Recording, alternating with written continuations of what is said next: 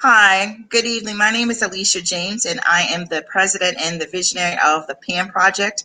PAM stands for Preserve a Mom. The PAM Project is a social enterprise that advocates and promotes mental health and wellness for mothers of color, primarily Black mothers.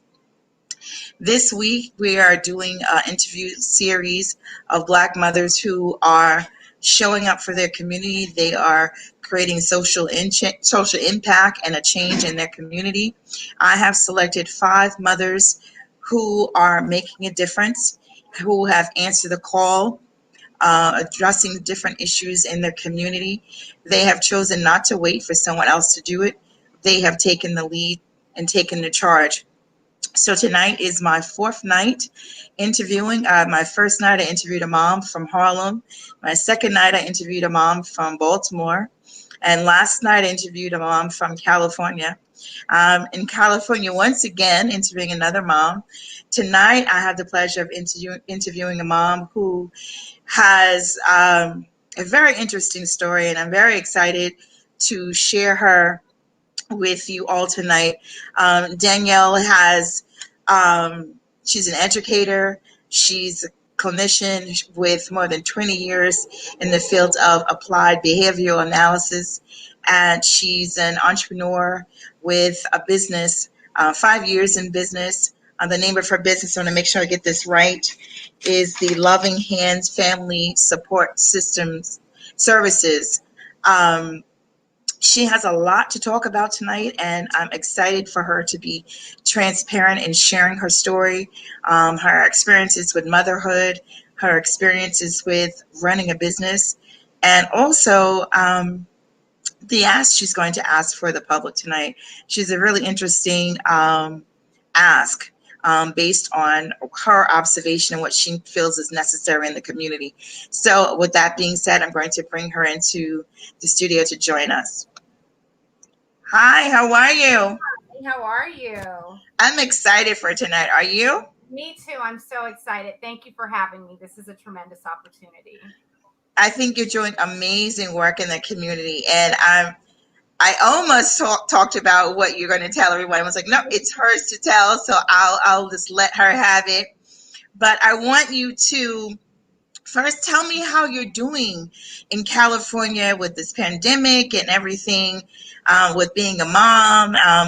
Mentally, first tell me how you're doing, and then I want to know, as a mom, how are you handling things with school and all of that? Okay.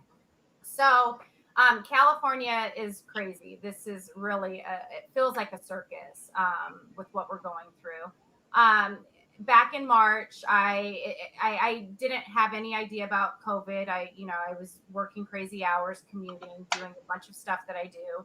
And in March, I had a conference up north that I was supposed to fly out with my business partner. And a couple days before I was supposed to fly out, my husband says, "Hey, I don't think you should go. This is serious." And he doesn't get, concerned about, stuff that's happening in the world very often. But him asking me to stay, I knew was a big deal. So we ended up canceling the trip. The conference was actually canceled like 3 hours before it was supposed to start. Oh, Um, wow.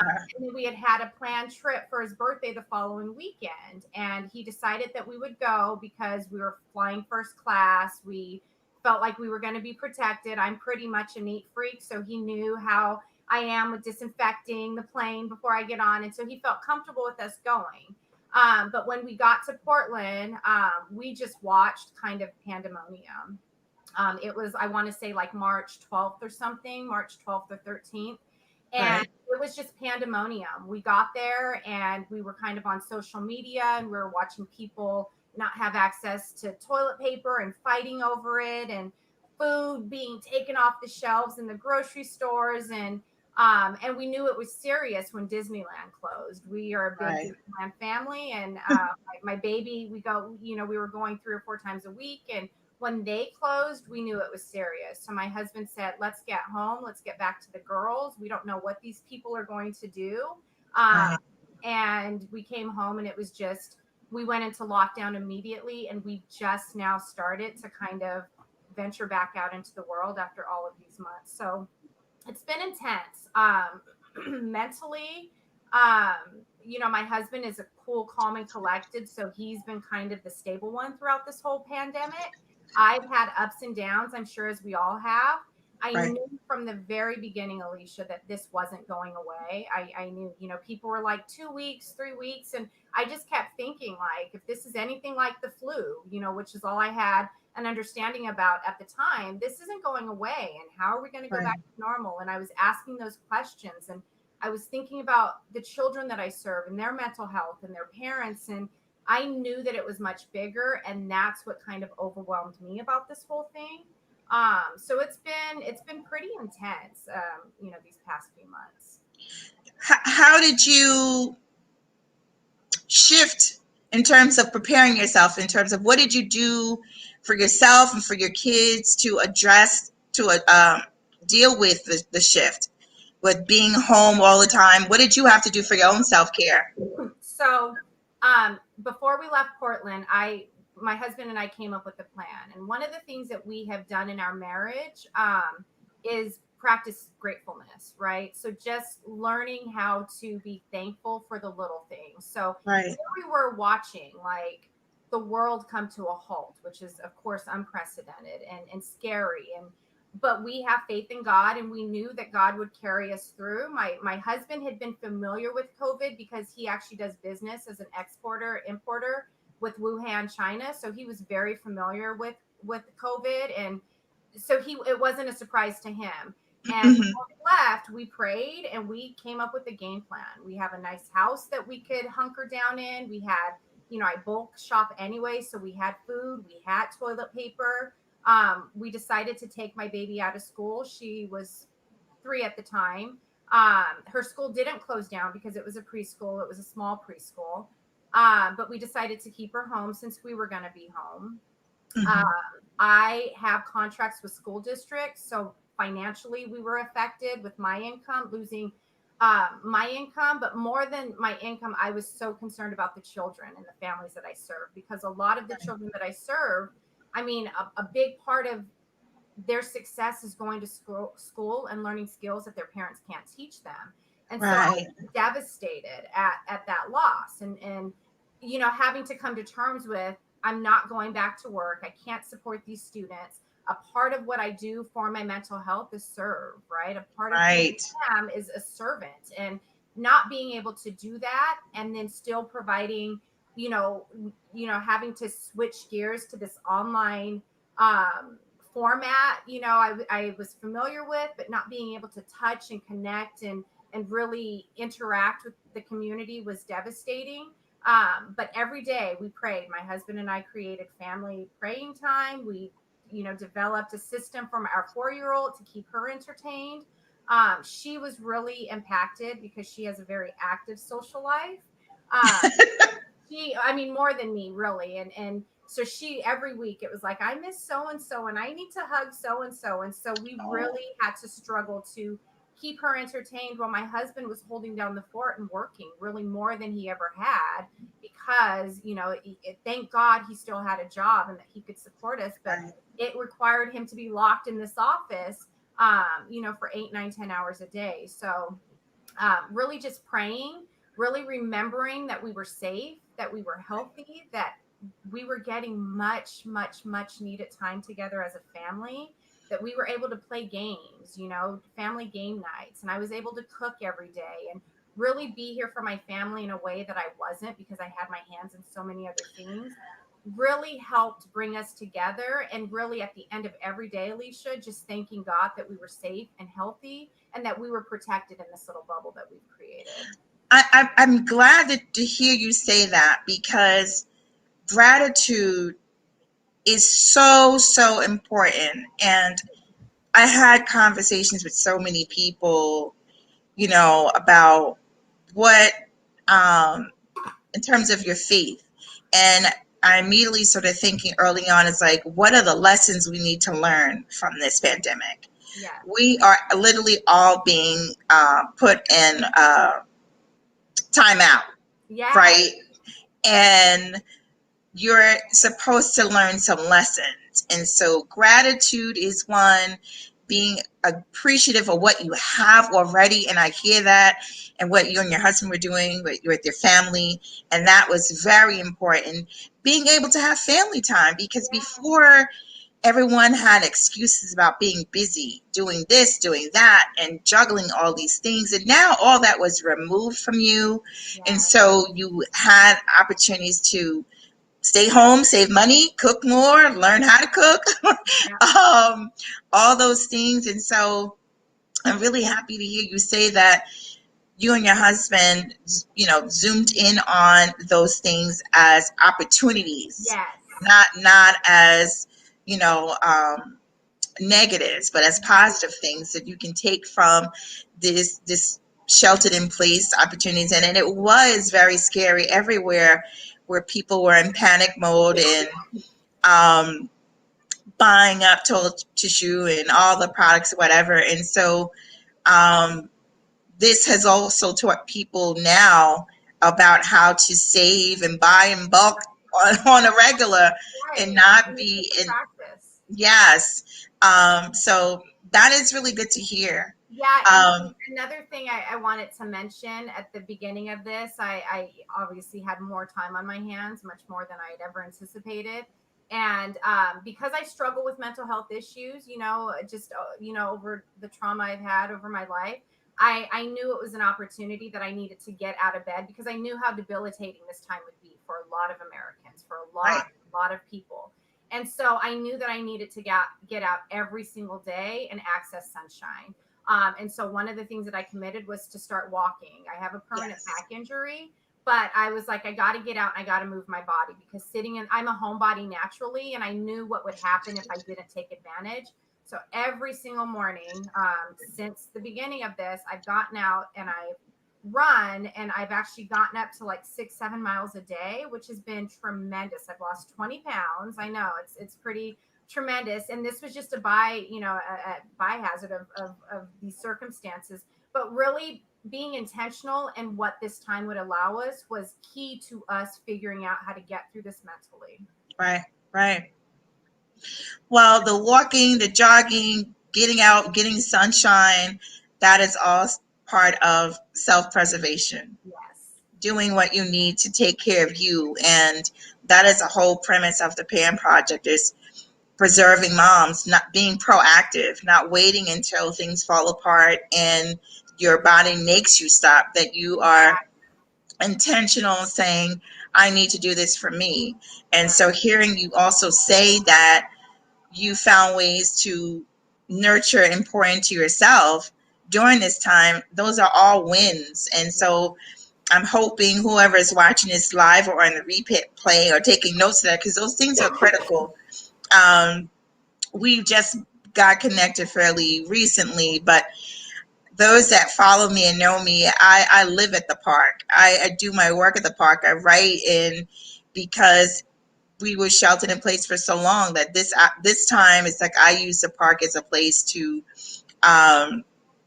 as a safe haven.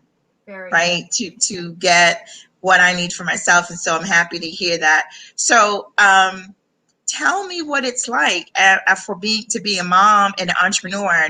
And so before the pandemic and now, when you first launched the business, how did you make that shift to make it work? So I got pregnant my first semester in undergrad, and it's not something that I'm proud of. I was young, I was naive, and I got pregnant my very first semester. I was living in the dorms, and really had no idea what my life was going to be. I knew that I wanted to keep her. I knew that I could, and really just, so I've been a mom my entire adult life.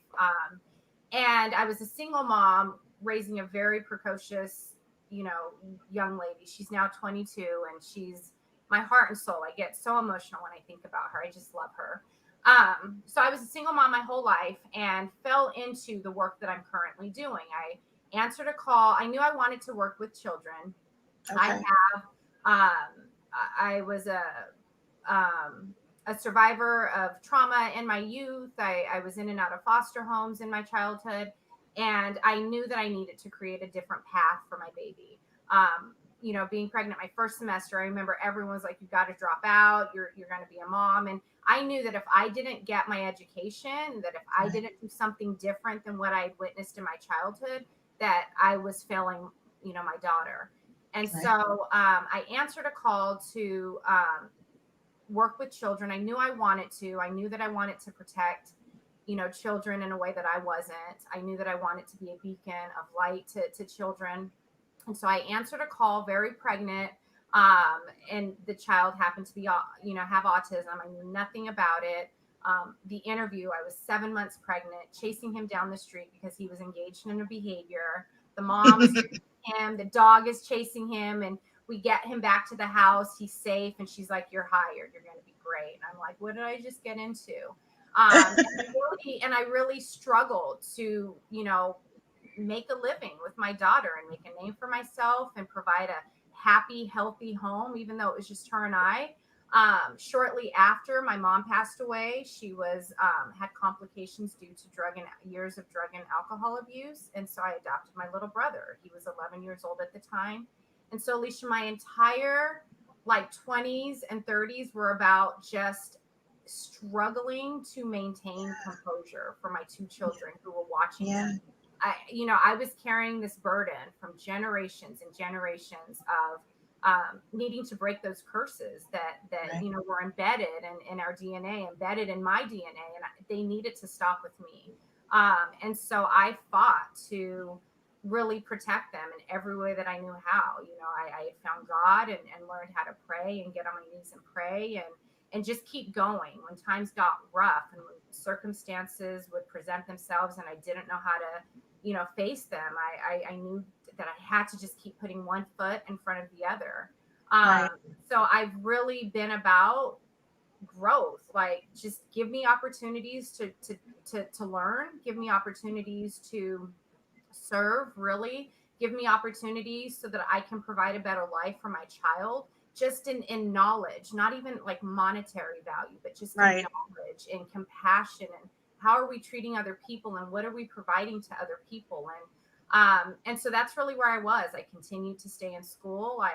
I worked and worked and worked. I at one point I was at 3 different colleges. It took me 7 years to get my undergrad, and I was going to 3 different schools, just trying to get school done.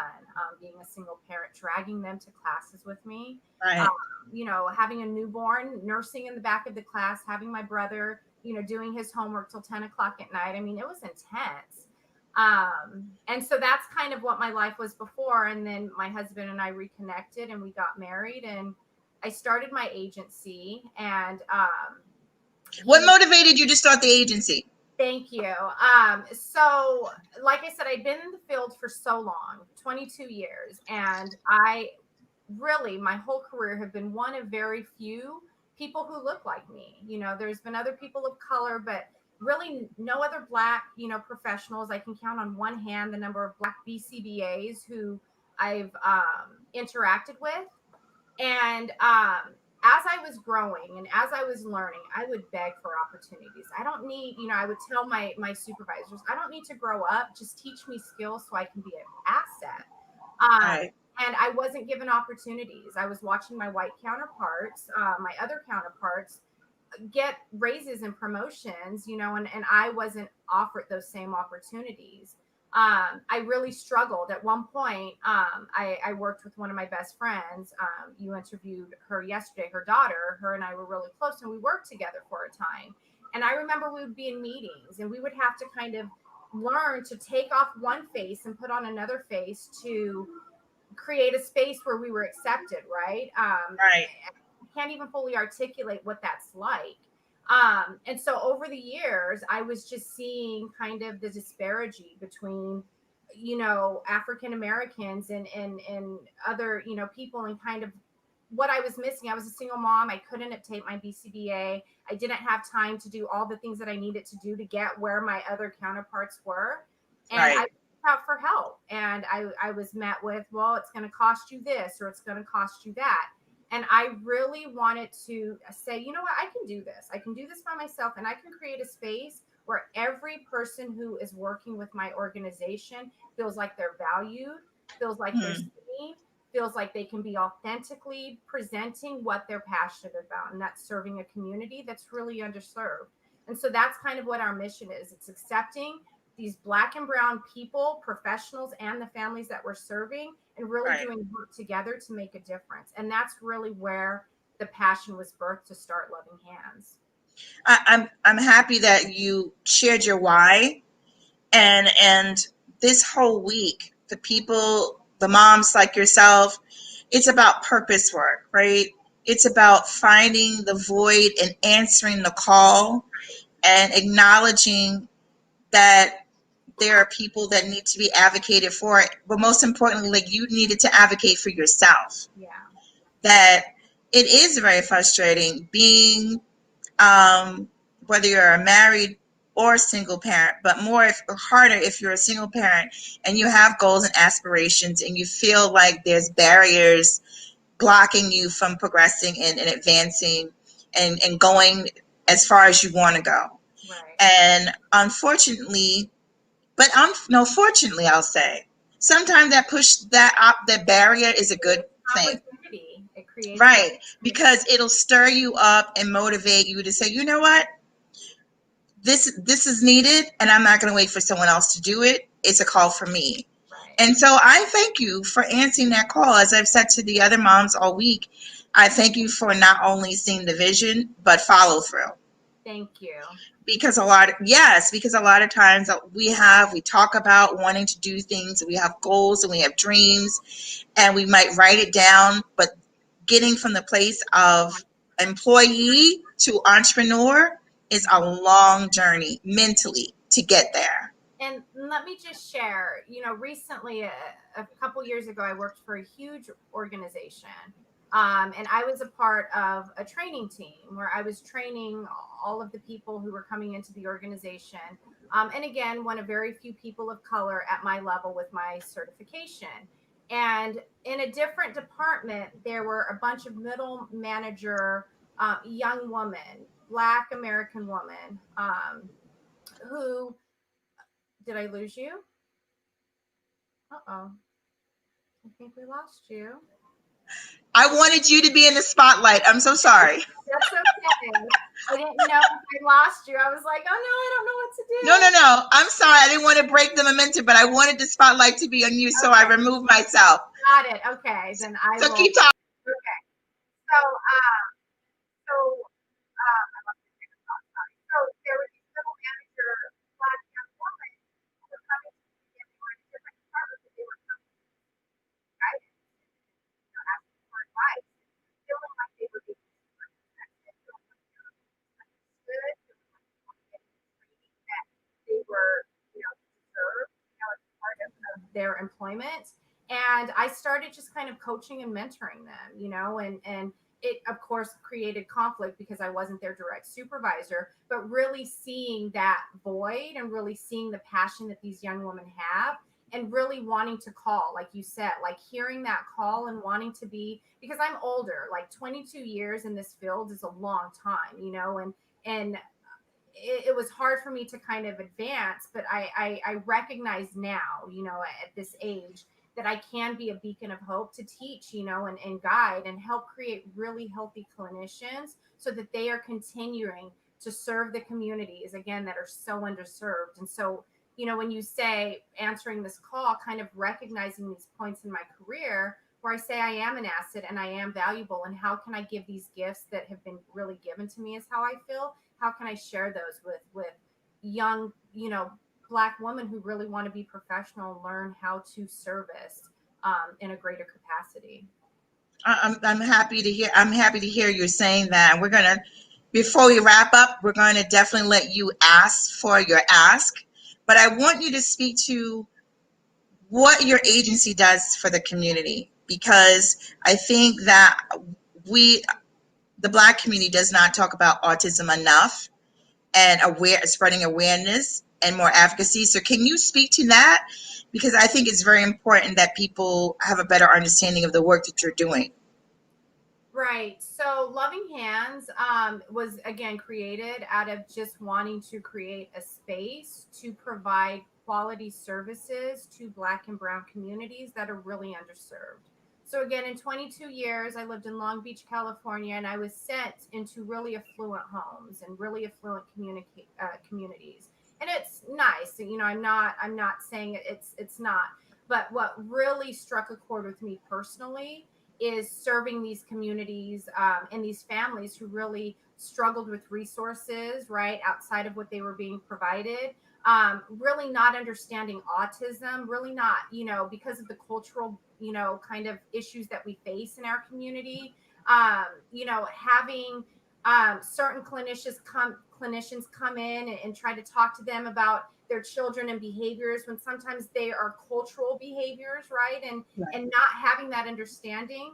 And so again, the passion for Loving Hands was really to create these communities where we can come in and say, I see you. And so we're servicing Black and Brown communities that are really underserved, where, families or agencies aren't wanting to go into these communities because they feel like they're unsafe. And I've always felt my business partner, who's Latina, feels very strongly that we need to hear them. And just because you don't have access to money or you have access to resources doesn't mean that we don't see you or that you don't Right. deserve to be served. And so Loving Hands provides in-home services for children and families with developmental delay, specifically autism.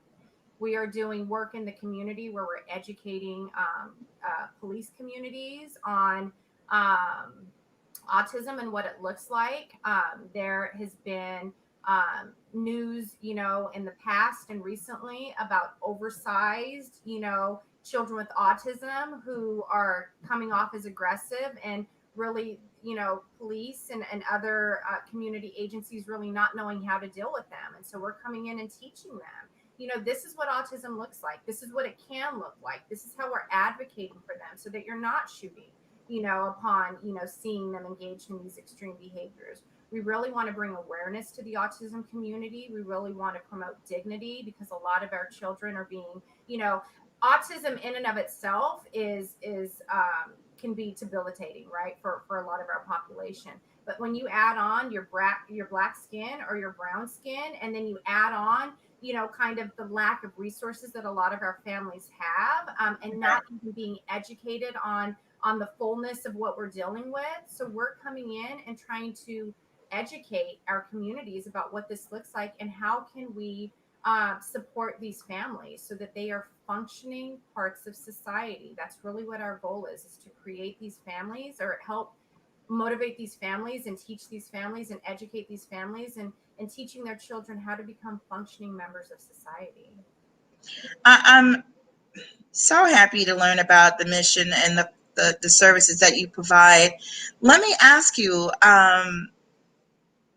has school started in California yet? Yes. So school has started, and it feels like a circus. So right now, most schools are distance learning. A lot of school districts have offered the option to send your children, or to do virtual learning. Specifically, our field has been impacted because we are in direct contact in people's homes. Um, Right. Everything was put on halt. And so everything now, as far as ABA concerned, most things, I should say, not everything, is through virtual learning, which is really challenging for our population, who oftentimes can't sit still and look at a computer screen for, Right. a 2 hour Right. session or a 3 hour session. And so, agencies have clinics, and they've just started kind of reopening and creating kind of social distant pods where they can, interact one-on-one. And but yeah, it's been a very, very challenging time for our field in navigating this new space to make sure that we're offering the appropriate amount of services to our clients who need them the most. What are you able to do now since school has started again?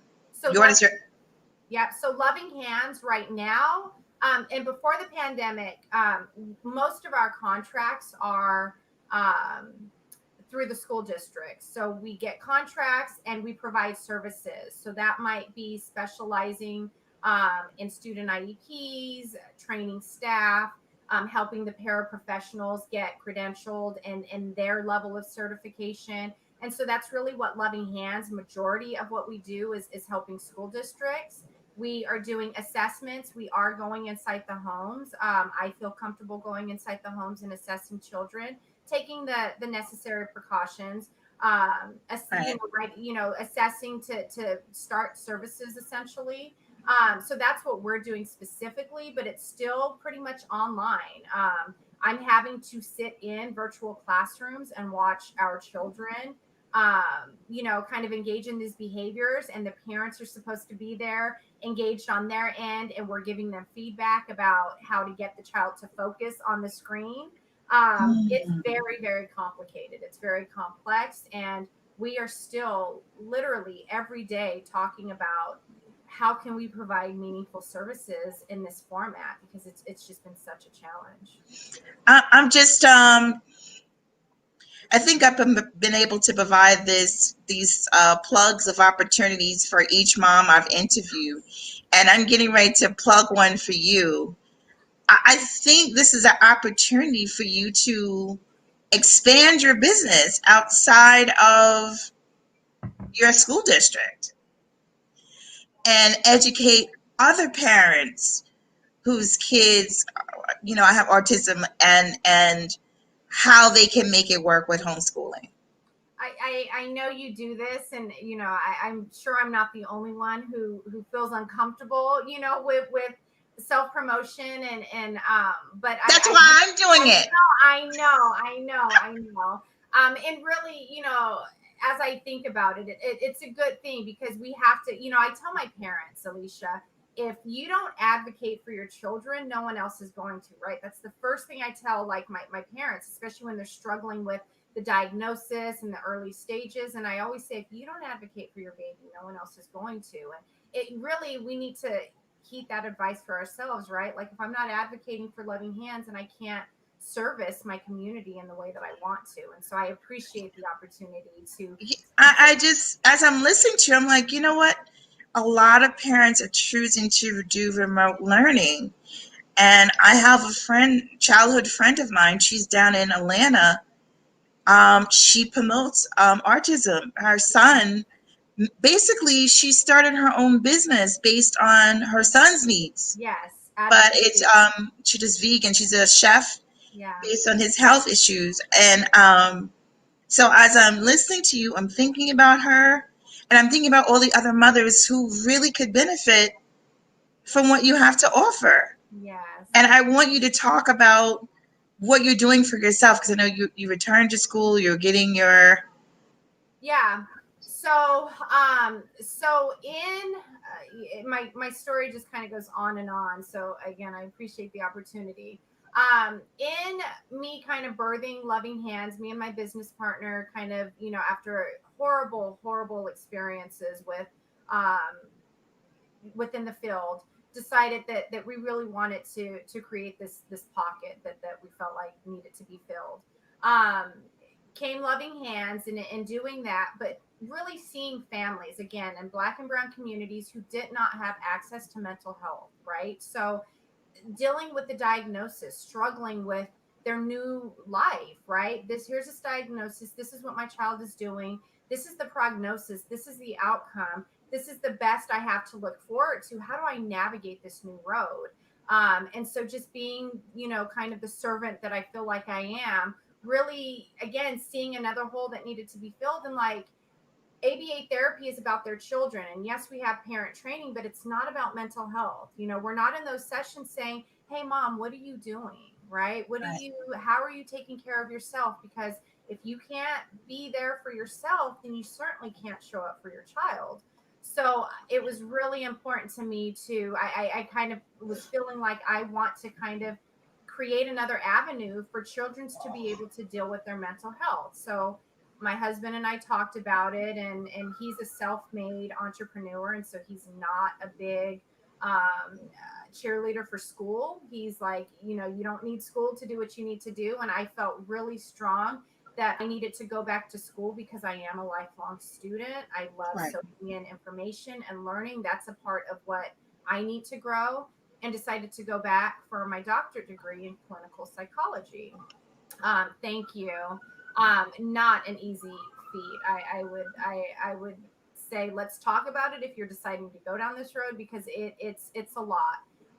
And you know, a part of what my husband and I talked about was, we have this baby, you know, we have a 22-year-old. She was, I don't know, 19, 20, in her second year in college, you know, so she's in college. I'm talking about going back to school. We have this 2-year-old, very rambunctious 2-year-old. Like, where does this fit? You That's know, a big gap. it's 18 years. Yeah, 18 years exactly. I don't know what we were thinking, but our family is perfect, even with an 18-year age gap between our two children. But really just wanting to grow and learn and provide another level of service to families who, you know, again, needed mental health services, and just kind of recognizing again that call. And so I decided to go back to school, and in that, started looking at my past trauma, started looking at kind of the differences between how I am as a mother and how my own mother struggled to raise me. You know, I've shared recently, she was Spanish and Hispanic American, and my dad was Black, and really didn't know how to raise, you know, Black children. She had three of them. I really didn't know how to raise us. And you know, during this time that I'm going back to school, really uncovering a lot of the past trauma. And even though I had worked and dealt with it in therapy, really coming to this personal place of like, well, how can I apply this, and how can I use this to serve, you know, a different community? And so decided to go back to school, uncovering this work, decided to write my dissertation again, almost 3 years ago now, on risk and resiliency factors in Black American women who have survived trauma in their childhood. You know, how does someone like me, you know, who was born against all odds, you know, just a quick little, like, you know, summary of how I came into this world. I was born in a jail cell to a mother who was 19 years old. And how am I able to have a healthy marriage and have healthy children and create a life where I am advocating for myself and loving deeply, you know, loving my connections. I know you mentioned, you know, that I have a support system, Alicia. That is a part of what environment I've cultivated, you know, out of this trauma. That is a part of how I'm able to be okay. And really all of Yeah. this stuff coming up, recognizing these as resilience issues, right? Choosing not to engage in, you know, drinking excessively and dabbling in drugs, and really staying focused on what's ahead of me. And so going back to school has really uncovered and unleashed this desire to go back to a community and now serve, you know, as part of my internship, I'm now serving a population of survivors, domestic and sexual abuse survivors, children. And I hope that all of this education that I'm getting and all of this experience that I'm getting is just going to help me become a better servant to my community, right? Again, just seeing from autism to sexual trauma and abuse in our Black and Brown communities, how underserved parents and children and siblings and families and whole entire communities are just not being served. And I really am just so passionate about figuring out how to meet our community where their needs are. I'm like so excited. If you can't see, like, the years that I have been doing the PAM project, there was a period of time when I must have interviewed about 60 mothers, Mm-hmm. and all the stories similar to yours about healing the little girl inside, Yes. right? And people always talk about, you know, how do I find my purpose? And just listening to the inner voice of what you're supposed to do, what feels good to you. And when I listen to you talk about how you just kept moving one foot in front of the other, you know, it felt right for you to go back to school. This felt right. This felt right. And that is it. And against whatever issues you that might be happening, that you just continue to move forward. And I'm happy to hear that you have your husband who is your support team, and he's championed for you to move forward. You have, I'm assuming, a great business partner, but it's where all the dots are starting to align themselves Mm-hmm. and everything makes sense. And Yeah. so I'm excited for the work that you're going to continue to do and do more. And I want to start speaking about the the two asks that you would like, well, at least two asks, and then we had a pre-discussion before this live. So talk about what help you would need so you can do more work in the community. What would you like to ask for? So a part of what I like to do is really collaboration. You know, I think I mentioned this. I've always kind of been on my own, or felt like I was alone, that I had to kind of figure this out on my own. And it's really a part of my healing was a part of me realizing that that people loved me, and that people honored me and respected me and wanted to help me. And for so much of my life, Alicia, I was pushing people away, and I didn't know how to be loved, right? And so, going back to, kind of this journey of self healing, it took years and years and years, and really more recently in the past, 5-10 years, that I've realized that this is a continual journey.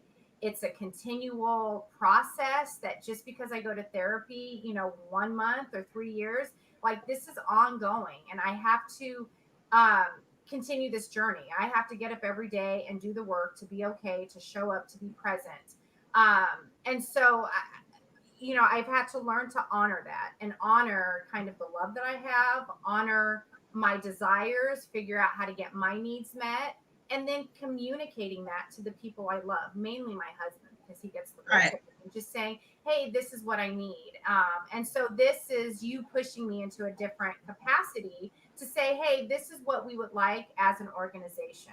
I just started feeling comfortable talking about it, right? I'm sure we've all struggled with the imposter syndrome, right? Like, what if they find out, or what if they think this, or what if they think that? And really saying, you know what, like, So what? to anything, like, Right. and what if they figure out, about where I was born, or my trauma, and what if they think differently of me, and really like, loving those parts of myself, despite loving those parts of Right. myself, right? But none of that could come without that healing. And so, as far as loving hands goes, really feeling passionate enough to say, hey, look, this is my organization. This is what I'm proud of. This is the work that we're doing, and really wanting to collaborate. So my first ask, I guess, would be collaboration, right? Collaboration, funding, scholarships. I'd like to create opportunities where other young Black, people of color, African American, any person of color who wants to become a professional in this field can reach out to me, and we can provide training opportunities so that they're learning professionalism. They're learning how to become really good clinicians in the field. Part of my journey was me asking for help many, many times and not receiving that help. So, me having to go back to the drawing board and say, I need to learn this information so that I can go to work and do a good job to earn a paycheck to feed my family, and really feeling isolated and not being supported. And so I really am hoping to collaborate in creating funding opportunities to provide scholarships to other young women of color who want to be professionals in our field. I'm going to help you out. Please. When you say collaboration, let's be a little more clear and say you want collaboration from for-profit businesses that can help with funding, Okay. training that Yeah. you need Funding, training that I need to to help to empower the next generation. Yes, thank you. Listen, you have to make it, you have to write it, the vision, and make it plain. So I will say, as soon as we get off of this call, I have my vision board. You can't see my office, but our office is filled with inspiration. My husband has his side, I have my side. That is going up because I'm gonna walk in that authority that I'm worthy of this ask. Yes, absolutely. On the pre-conversation you and I had, I want that to happen. Yes. I remember years ago, I think it was 2005, here in New York, there was an effort to motivate the next generation of doctors, Black doctors and nurses and therapists. And so every summer, I forgot the name of the organization, they were able to um, get a whole team of Black men and women who were doctors and therapists and nurses who provided weekly training and workshops to teenagers so that young people can see what the possibilities are for them. And these young people, it was like an internship. They got stipends, and they once a week they would go to different hospitals, and maybe they would place with different professionals to shadow them during the summer. Yeah. And so I'm thinking like something like that for what you want to do, Yes. and it requires funding. It, So maybe collaboration, maybe we can get a foundation to fund it, and where you're doing the, you're putting the program together, it's under your umbrella, but you have that happening. I think that would be amazing. yes, I think you've hit the nail on the head. And forgive me for not being able to articulate it. I need time No, to. that's fine. I think this is perfect. And I guess moving into what my second ask would be to, I guess, create another opportunity where funding is available so I can do advocacy work for our brown and black children specifically. So specifically, I'm doing consultant work with local regional centers, and we have children with autism, many of them black and brown, 300-pound, 15-year-old, students who are functioning at 3 and 4 years old, and not knowing how to manage their behaviors, and going into the community, really being aggressive and engaging in some of these behaviors, and police shooting them, and I'm doing this work, and but need funding to really advocate for these children, advocate for these families who again don't have any resources to say, hey, whoa, this is how we deal with it. We need to deal with this from a behavioral standpoint, not from a legal standpoint, not from, and unfortunately in the climate that we are, we're seeing, our communities just being really shot and murdered. I really want to protect and advocate for these, again, families who don't have the voices to do so. So my second ask would be, to create funding for advocacy opportunities in the communities. I think that's a good ask as well. I really do. Um, what are the challenges, if any, that you're having currently now with reaching the children you need to help? So a lot of just information. So information mainly to our police communities that say, hey, this isn't a threat, right? We can get this under control if you give us the opportunity. And that's not happening. A lot of my staff that I'm overseeing is like, I was pushed away and they had this gun on my clients, and they were trying to de-escalate them by, by being fearful of a gun. And a lot of our children just can't, a lot of our community cannot comprehend. They don't understand what this means. They see someone coming at them, and their first response is to become aggressive, right?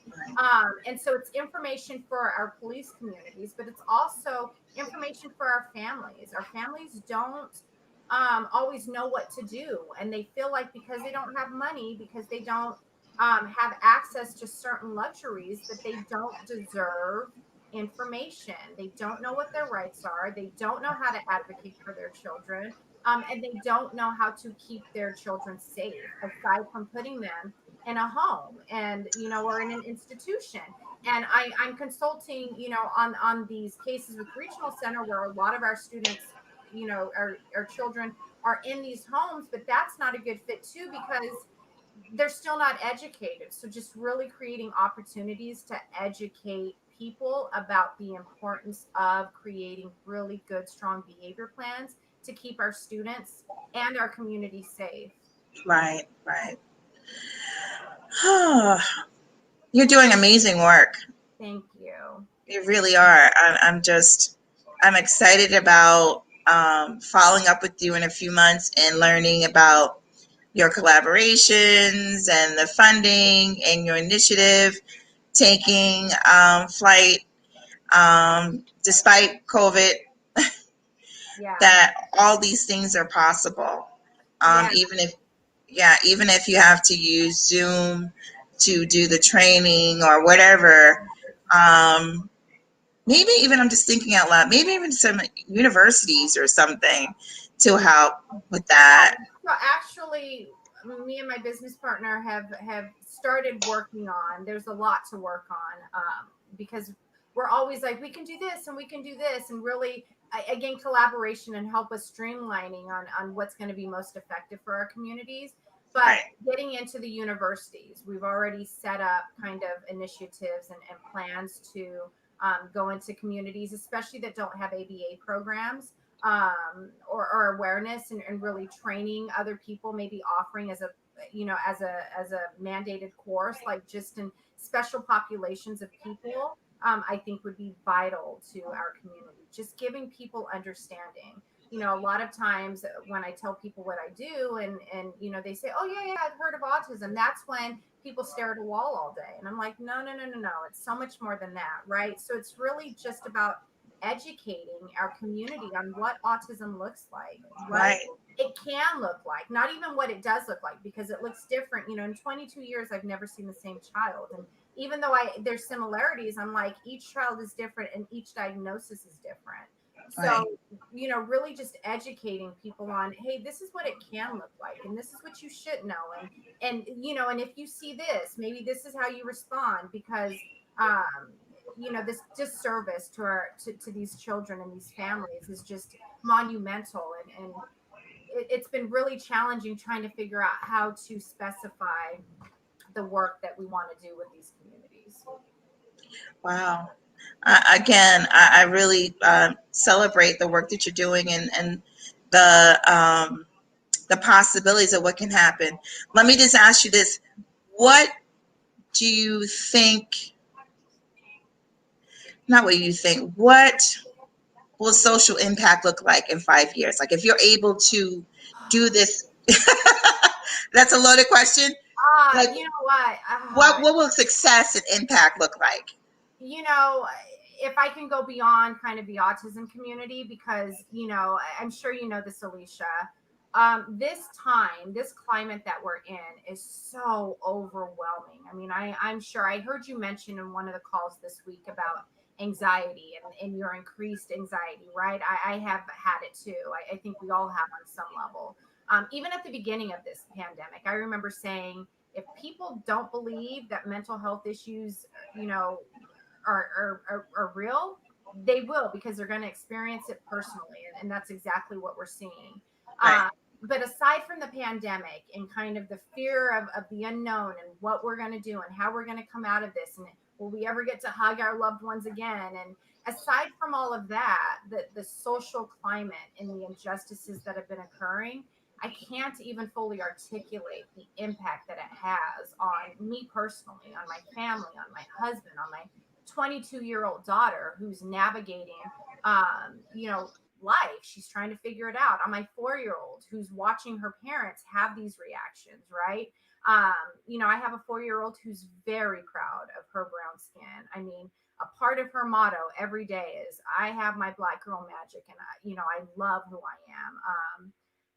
Her motto specifically is, I am smart, I am beautiful, I am kind, I have black girl magic, and I can do all things through Christ.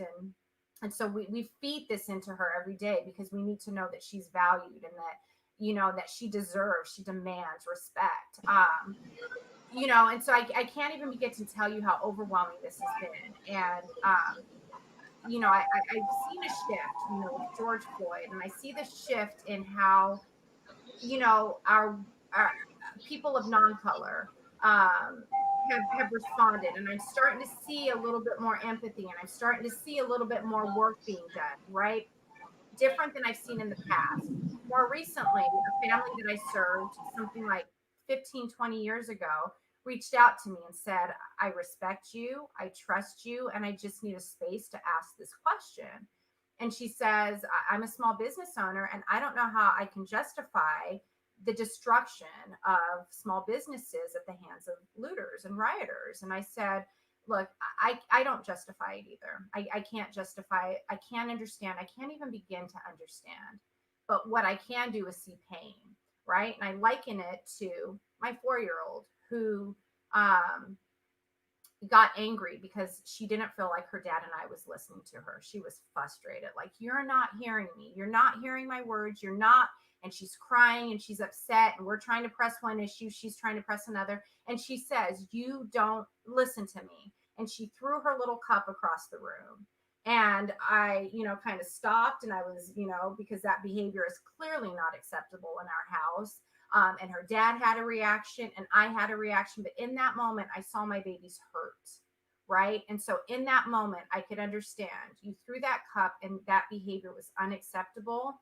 We're going to talk later about different ways that we can deal with your frustration. But right now, I see your pain. And that's what I liken, kind of what our community is: outraged, right?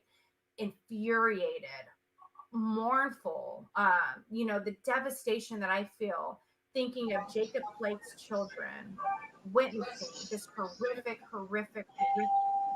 really attempted murder. The impact that me thinking about his babies witnessing this and the trauma that they're going to sustain for the rest of their lives, I can't even fully comprehend it. And so going back to your question, sorry, this is just I'm sure No.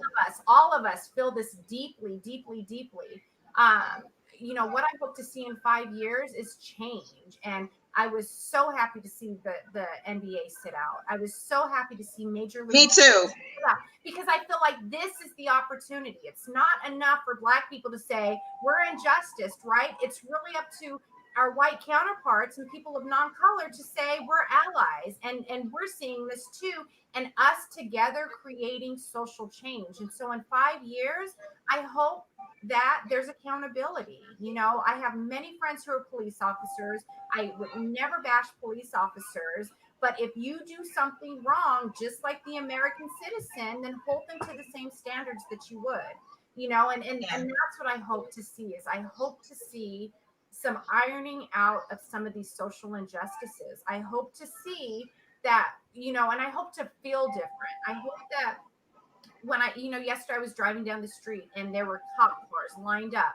And I'm thinking, are they going to perceive me as a threat? My husband has to drive down here later today. Are they going to perceive him as a threat? Anything could happen. And I don't want to live in that terror. I don't want my little girl to have to grow up in a world where she has to worry about her skin color, right? Yeah. She's safe. And so when you ask me what I hope to change in 5 years, I hope that we all feel different about protecting each other. I hope that, we don't have to agree on policies and politics, but I hope that we can all start to begin the process of believing in humanity, Alicia. That's what I really hope and pray for the change to come. One of the things that I wanted you to speak on was change in the work that you do, because one of the things that you said, which is an issue for a lot of Black men and women in the workforce, is wearing the mask and have to compose ourselves not to be perceived a certain way, Yes. to do the dance, Yes. to feel that we're then deserving of promotions that we seldom get for people that don't have to do the dance. Yes. So I hope that your initiative, that you'll get the funding, that you get collaborations, that you'll be able to pour into and empower and train and educate the next generation where they can become business owners like you. Yes, and really empowering, right? So that we see representation, like that's vital. Like that we are walking into organizations, and even if you don't aspire to be a business owner, right? Because not everyone does. I didn't aspire to. If it wasn't for my husband, I wouldn't. So Thank God for him. thank God for him. Thank God for my husband. But so you don't have to aspire to that, but that you can walk into an organization and be fully authentically who you are, right? You don't have to put on my whole entire career. I've joked there's Danielle this from this city and there's, Danielle from this city, right? And knowing how to take on and off those hats to accommodate the people around me. I mean, the very first piece of feedback that I ever received as a young 19-year-old clinician was, you know what, Danielle, you come off pretty angry, right? And I've been hearing this feedback my entire life. You come off like Right. attitude. I just received an email from my school saying it seems like you have an attitude. Or, being in a meeting full of other professionals and listening to someone talk, them cracking a joke, me not thinking it was funny, right? Because it wasn't funny and I'm not Right. fake. And then getting an email saying you sat in that meeting and you had an attitude. Well, I didn't have an attitude. I just didn't think your joke was funny. Right.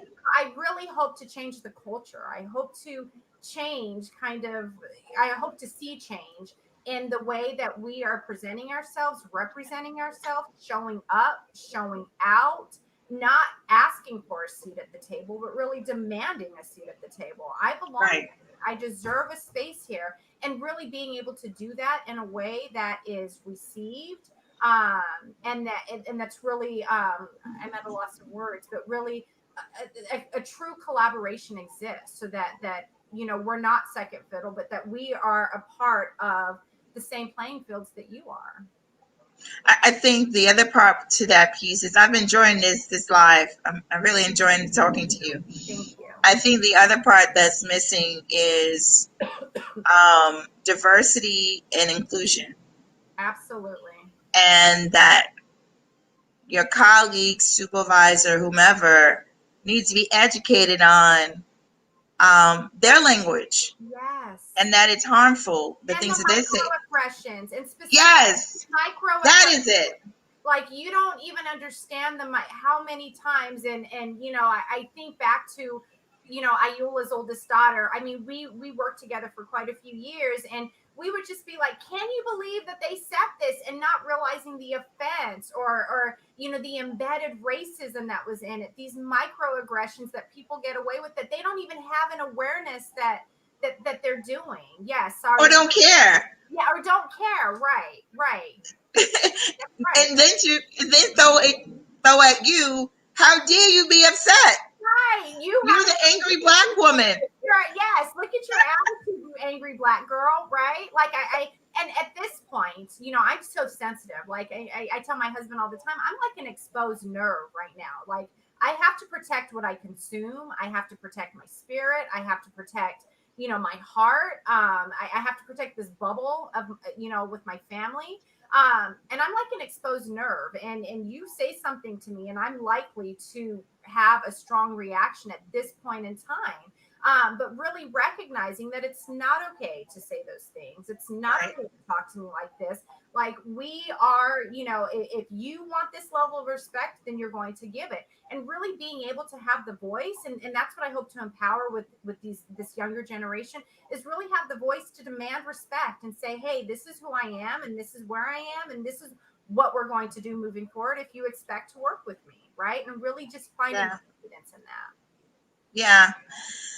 Well, can you believe it's been an hour we've been talking? Way too fast. Absolutely. I know. But this was good.